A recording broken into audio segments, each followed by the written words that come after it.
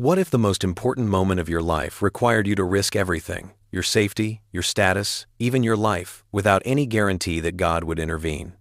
Imagine standing one step away from death, not because you did something wrong, but because you chose to do what was right. Imagine a hallway so long it feels endless, a silence so heavy it presses against your chest, and a single decision that could determine the fate of an entire people. This is not a fairy tale. This is not a romance. This is a story of quiet courage, hidden faith, and divine timing. Tonight, we step into the world of ancient Persia, into marble halls, golden thrones, and dangerous politics, where a young orphaned Jewish girl becomes a queen, and then is asked to become a sacrifice. This is the story of Esther, a woman who learned that courage is not the absence of fear, but obedience in the face of it.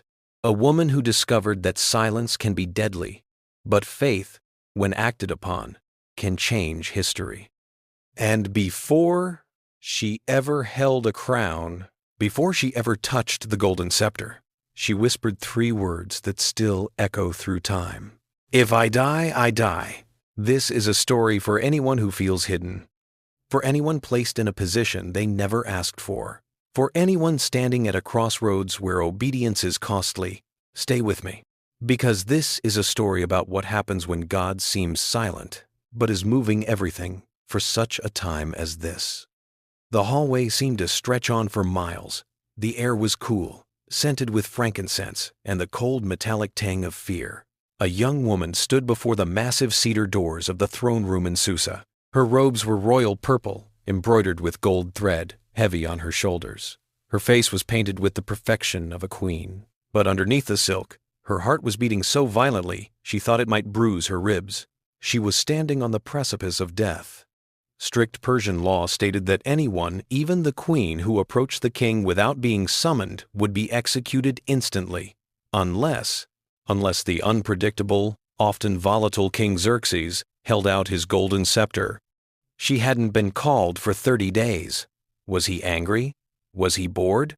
Had he moved on to another concubine? She took a breath. Behind her, outside the palace walls, an entire nation was fasting, wailing in sackcloth, waiting for their annihilation.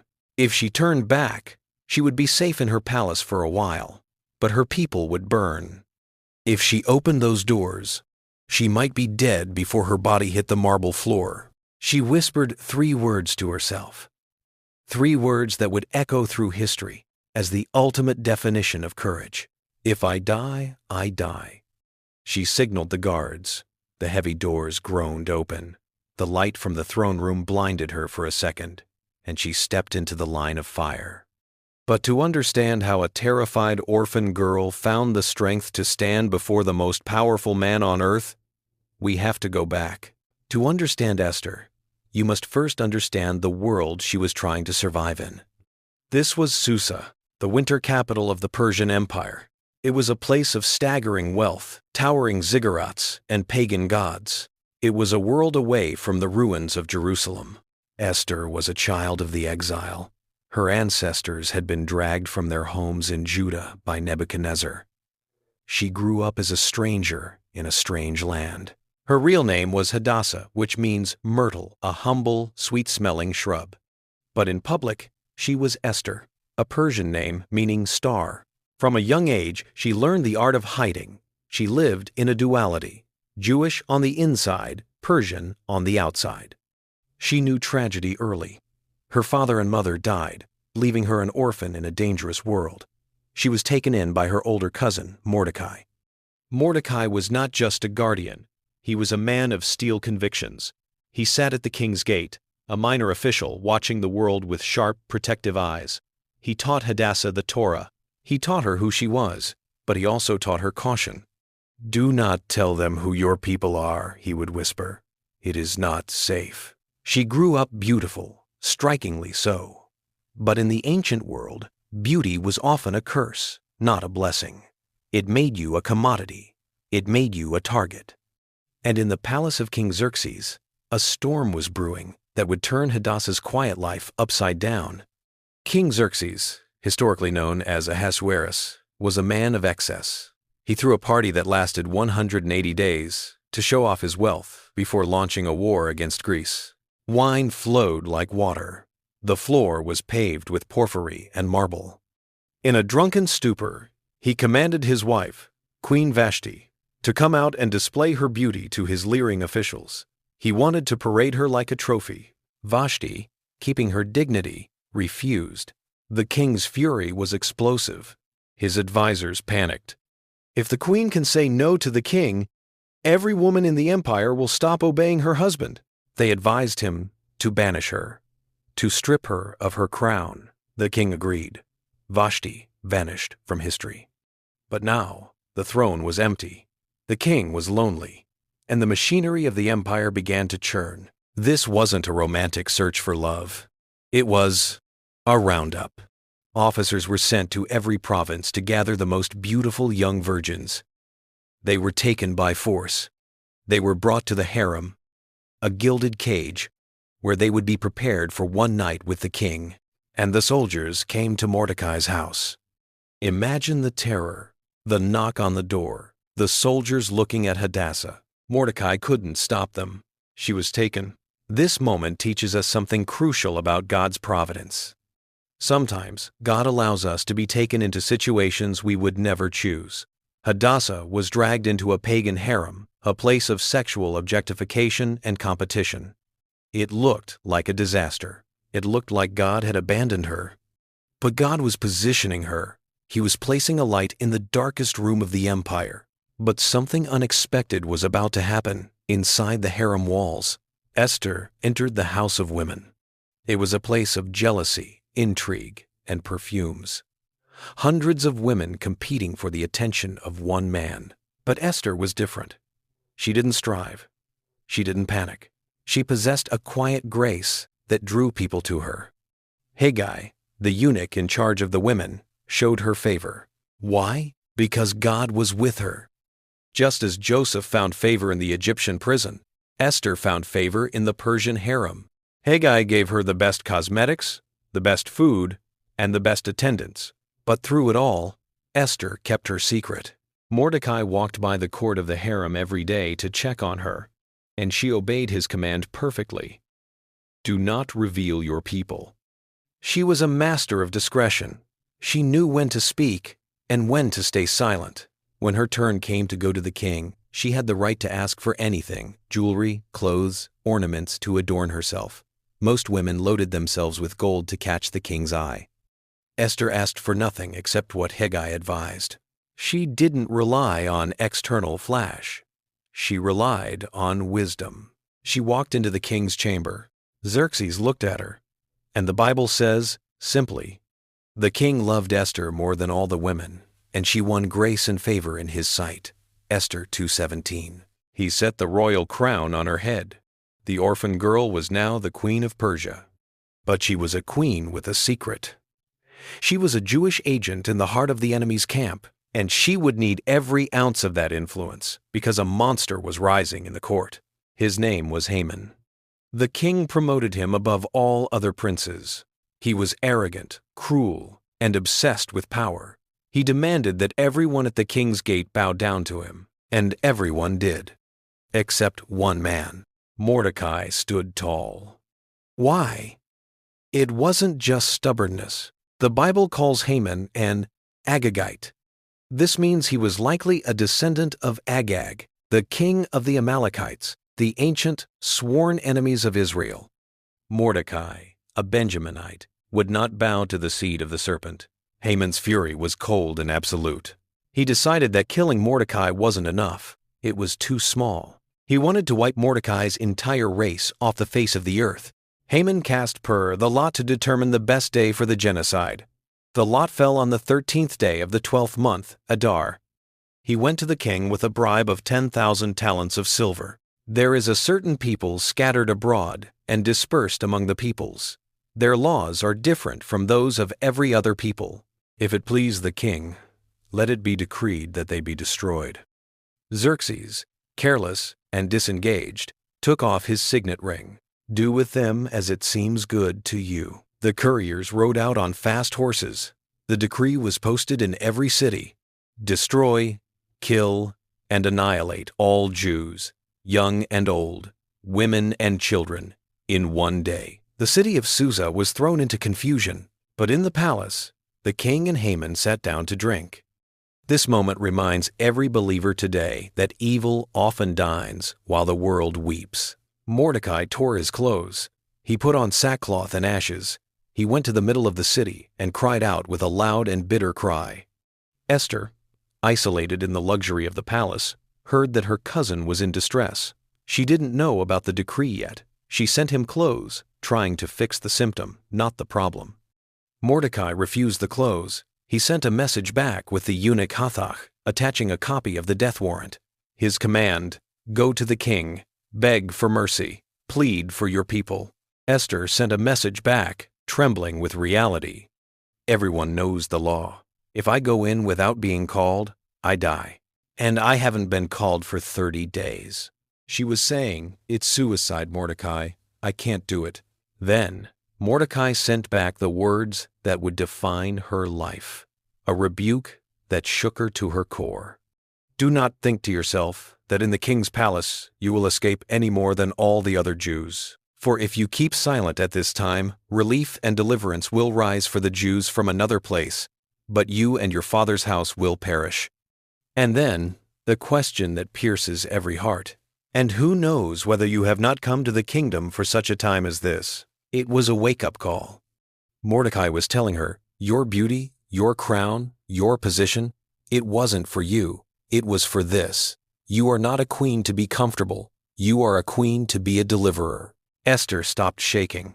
The fear turned into resolve. She sent word back.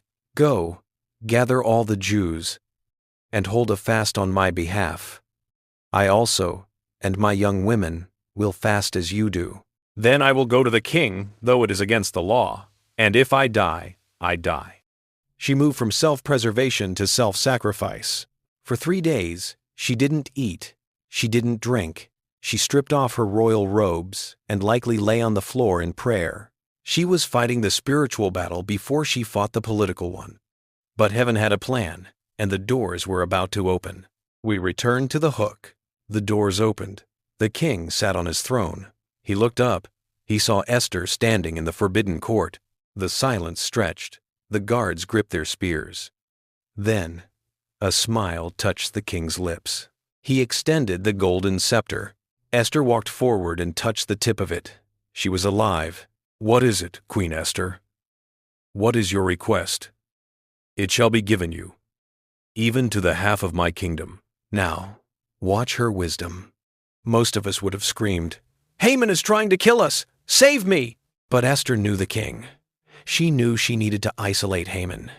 She needed the perfect moment. If it please the king, let the king and Haman come today to a feast that I have prepared. Just a dinner? The king was intrigued. They came to the feast. The wine flowed.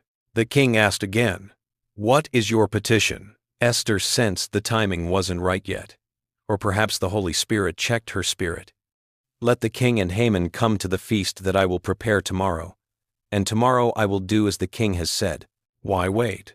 Because God works in the delays. That very night, between the first and second banquet, the pivot point of the entire book occurred. Haman left the first banquet feeling invincible. The queen invited only me, he boasted. But on his way out, he saw Mordecai. Mordecai didn't rise. He didn't tremble. He just looked at him. Haman's joy turned to ash. He went home and complained to his wife Zeresh. She gave him terrible advice. Let a gallows 50 cubits high be made, and in the morning tell the king to have Mordecai hanged on it. Haman loved the idea. He ordered the construction. The sound of hammers echoed through the night, building the instrument of death for God's servant. But he didn't know that the king couldn't sleep. That night, the king tossed and turned. The soft pillows didn't help. The wine didn't help. God was keeping him awake. Bring the book of memorable deeds, the king commanded. He wanted a bedtime story to bore him to sleep.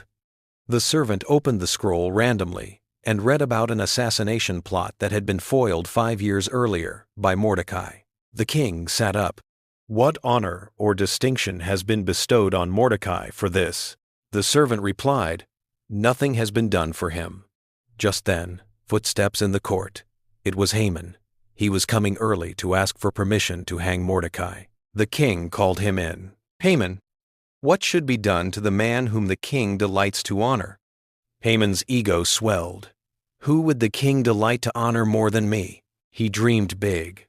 Let royal robes be brought, and the horse that the king has ridden, and let a noble prince lead him through the square and proclaim, "Thus shall it be done to the man whom the king honors." The king smiled. "Hurry, take the robes and the horse, and do so to Mordecai the Jew." The color drained from Haman's face. The irony was crushing. The man he wanted to hang, he now had to parade. The man he wanted to kill, he had to publicly worship. Haman led the horse, shouting the praises of his enemy. Burning with humiliation, he went home mourning, his head covered.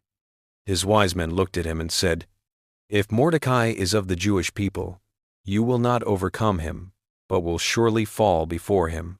They knew the God of the Jews was fighting, but the final blow was yet to land. The king's eunuchs arrived to drag Haman to Esther's second banquet. He arrived terrified, unbalanced by the morning's events. The wine was poured. The king asked for the third time, "What is your petition, Queen Esther?" Esther dropped the mask. She looked the king in the eye. "If I have found favor in your sight, O king, let my life be granted me for my petition, and my people for my request." The king was confused. "Your life?" Esther continued, her voice gaining strength. "For we have been sold, I and my people, to be destroyed, to be killed, and to be annihilated." The king's temper flared. Someone dared to touch his queen? Who is he? Where is he? Who has dared to do this? Esther stood up. She pointed a finger across the table. The tension in the room snapped. "The adversary and enemy is this wicked Haman." Haman shrank back in terror. The king rose in a fury and stormed out into the garden to process this betrayal.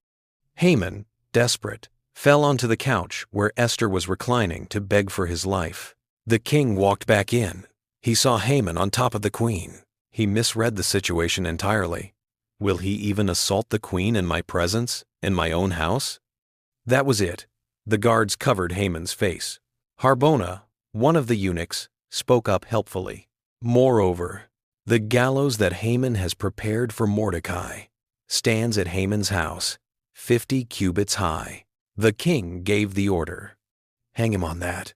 The villain was hoisted up on the very instrument he built for the hero. Justice was poetic. Justice was swift. But the story wasn't over. The decree was still active. Haman was dead, but his law was alive. According to Persian tradition, a law signed with the king's ring could never be revoked. The date was set. The armies were prepared to kill the Jews. Esther fell at the king's feet again, weeping. "Reverse the letters," she begged. The king couldn't cancel the law, but he gave Mordecai, who was now prime minister, the ring to write a new law. Mordecai wrote a counter-decree. The Jews were granted the right to assemble, to defend themselves, and to destroy anyone who attacked them. The date Adar 13th arrived. Instead of a massacre, it was a war of defense. The Jews fought with the fury of lions. The Persian officials, afraid of Mordecai, helped the Jews. The enemies of God's people were defeated. Sorrow was turned into gladness, mourning into a holiday. They established the Feast of Purim, named after the poor Haman had cast. To this day, Jewish people read the scroll of Esther every year. They boo when Haman's name is mentioned and cheer for the orphan girl who saved the world. The book of Esther is unique in the Bible for one reason. God's name is never mentioned, not once. There is no, "Thus says the Lord," no miracles of splitting seas or stopping suns. Why? Because God is teaching us about His providence. He is teaching us that even when He is silent, He is not absent. He is working in the coincidences. He is working in the king's insomnia. He is working in the beauty of a queen and the stubbornness of a cousin. Esther's life leaves us with three profound lessons. God uses your history. Esther's painful past as an orphan and an exile wasn't wasted. It was the training ground for her resilience. God wastes nothing in your life. Courage is not the absence of fear. Esther was terrified. She said, "If I die, I die." Courage is obeying God while you are shaking. You have a purpose. You are not in your job, your school, or your family by accident. You have been placed there for a reason. Do not stay silent. Do not hide your light. Look at the darkness around you and ask yourself the question Mordecai asked Esther. Who knows whether you have not come to the kingdom for such a time as this? The scepter is held out. The king is listening. Step forward. If the story of Esther inspired you to be bold in your own life, please like this video and subscribe to the channel. We are committed to bringing the Bible's greatest stories to life. Share in the comments below. What is the, for such a time as this, moment in your life right now? I'll see you in the next video.